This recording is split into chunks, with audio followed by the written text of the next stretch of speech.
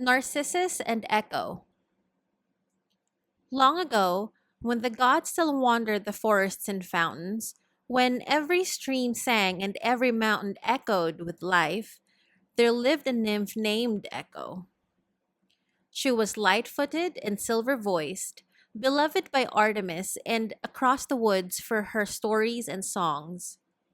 But Echo had a flaw. She talked too much.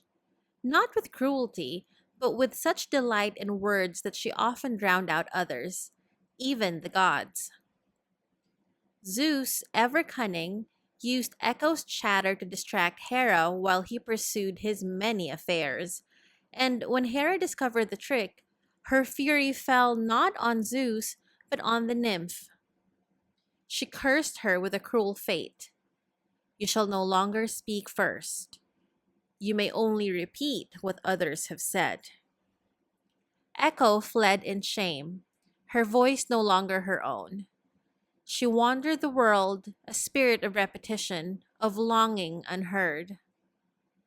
And then came Narcissus, a youth of breathtaking beauty, born of a river god and a nymph, foretold by the seer Tiresias. He shall live long if he never knows himself.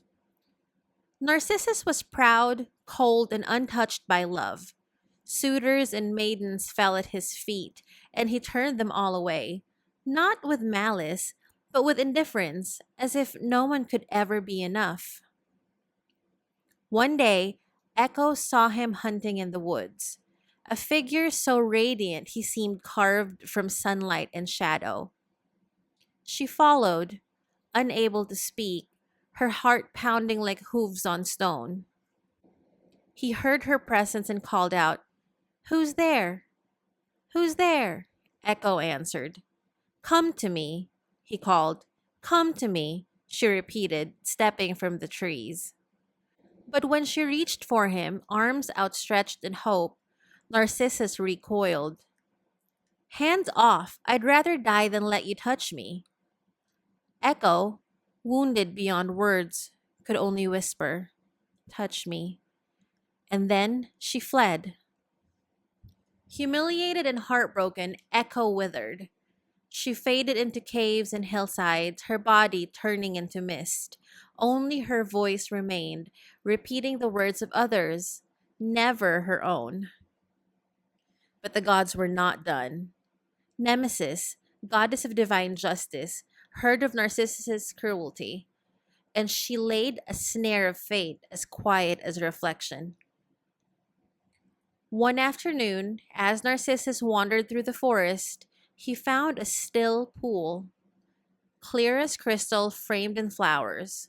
He leaned over to drink and saw a face looking back, eyes like stars, lips like rose petals, a gaze that burned with impossible beauty. He fell in love with himself.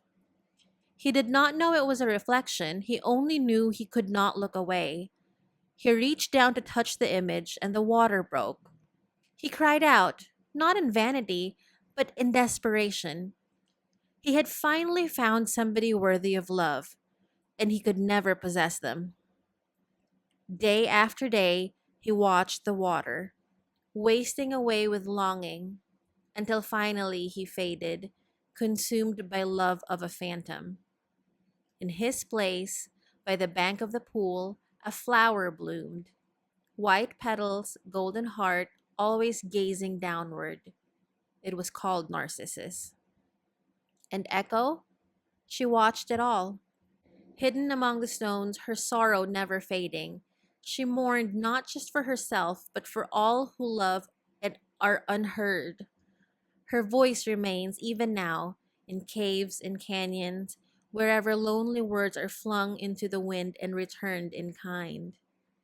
For theirs is a tale of longing and illusion, of beauty untempered by mercy, of love that echoes without answer.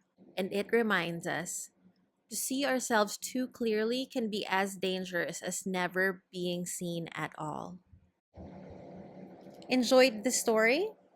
Tap like, hit subscribe, and join us again for more wonders from the world's oldest tales.